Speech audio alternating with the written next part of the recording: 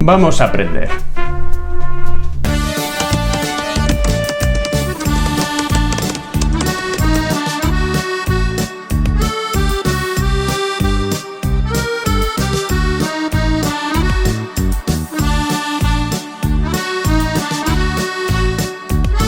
¿Sabías que la Unión Soviética tuvo su propio proyecto sionista? Y es más, ¿sabías que ese proyecto sionista sigue existiendo hoy en día? ¿Oh? Acompáñame para saber más sobre el Israel soviético. El Óblast Autónomo Hebreo es una de las dos entidades judías, junto con el Estado de Israel, que siguen existiendo hoy en día. Sin embargo, de lo que vamos a hablar hoy en el vídeo acabó fracasando, ya que actualmente tan solo el 1% de la población de este lugar es de orígenes judíos. Hoy veremos por qué.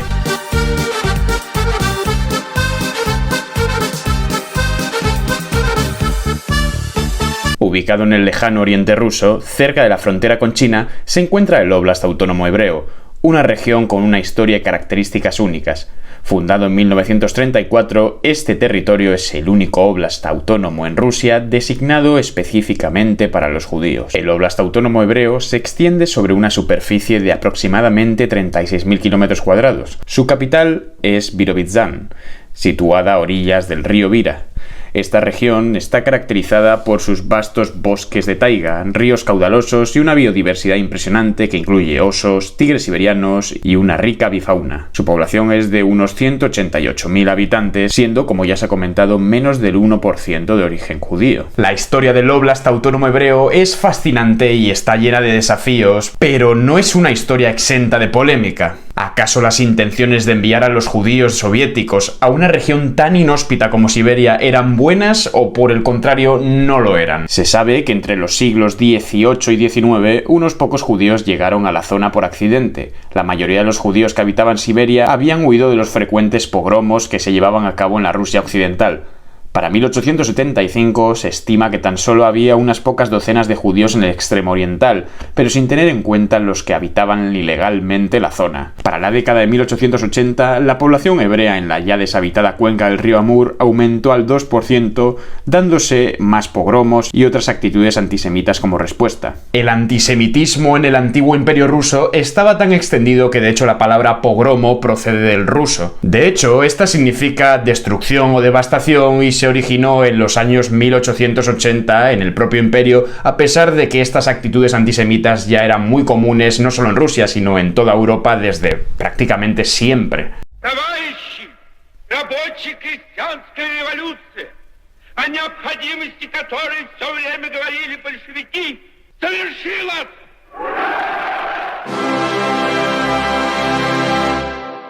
Tras la Revolución de Octubre de 1917, los tiempos cambiaron.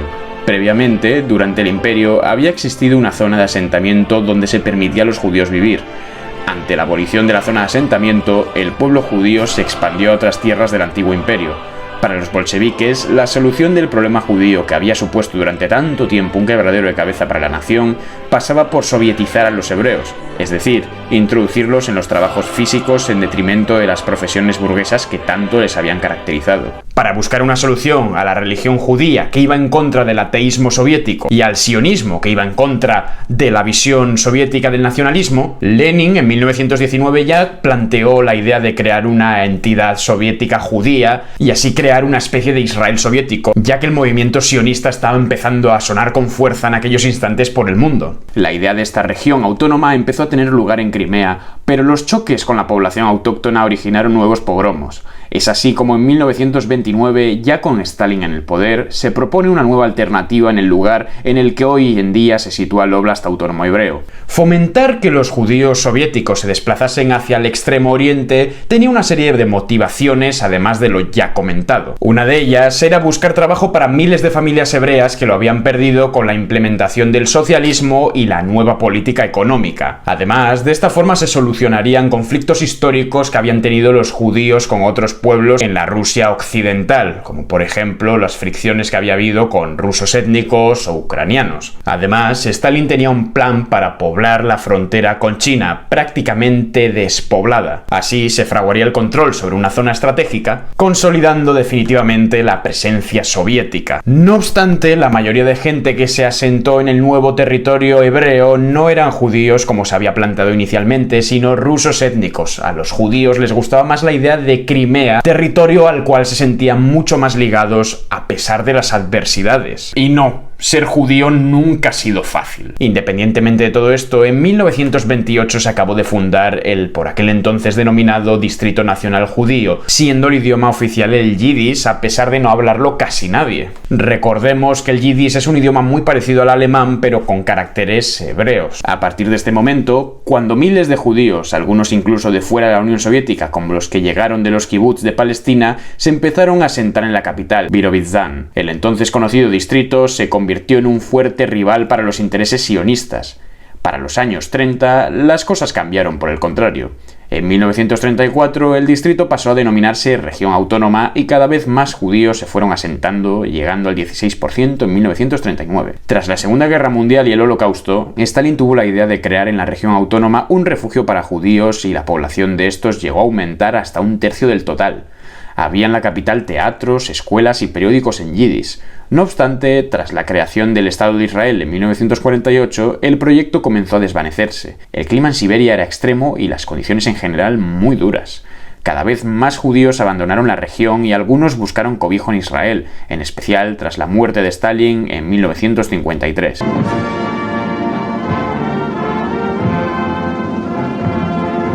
La migración final de judíos soviéticos al Estado de Israel se dio tras la caída de la URSS en 1991, cuando les fue mucho más fácil poder trasladarse de un país a otro, dadas las restricciones que tenían antes del desvanecimiento del telón de acero. Hoy en día, la población judía de este oblast es prácticamente residual, aunque se han hecho intentos por recuperar la cultura hebrea y el idioma. De hecho, a día de hoy se impulsan medidas para poder seguir llevando a cabo festivales hebreos, y de esta forma preservar sus tradiciones.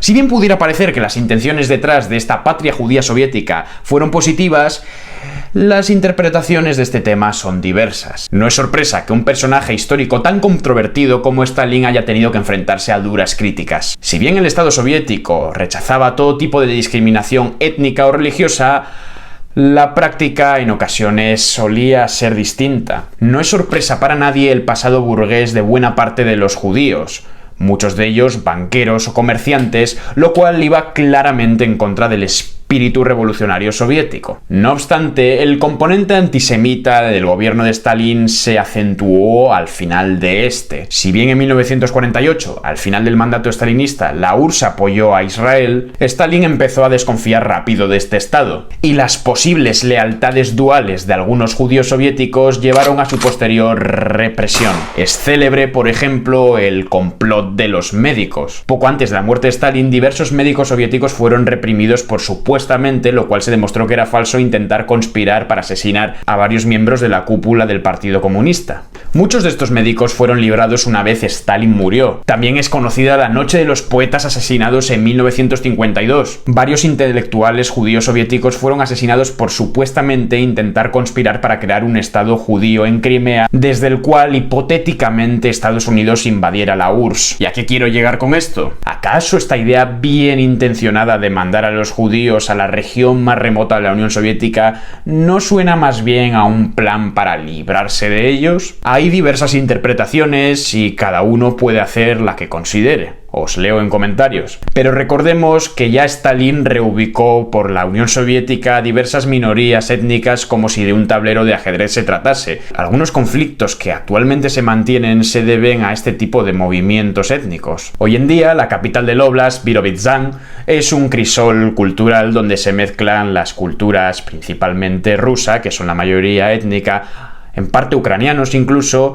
y también pues con cultura hebrea. Como ya he dicho, se está intentando mantener. Económicamente, el Oblast Autónomo Hebreo ha evolucionado significativamente. La región se ha diversificado y desarrollado en áreas como la agricultura, la industria maderera y la producción de metales. Además, se han realizado esfuerzos para modernizar la infraestructura y mejorar la calidad de vida de sus residentes. En resumen, el Óblast Autónomo Hebreo es una región de contrastes y sorpresas. Es un recordatorio de los experimentos sociales del siglo XX que normalmente acababan fracasando. Y sobre todo un testimonio vivo para demostrar cómo el ser humano se adapta a las adversidades, sea como sea. Muchas gracias por acompañarme. ¿Conocías este tema? ¿No lo conocías? ¿Tienes algo que aportar?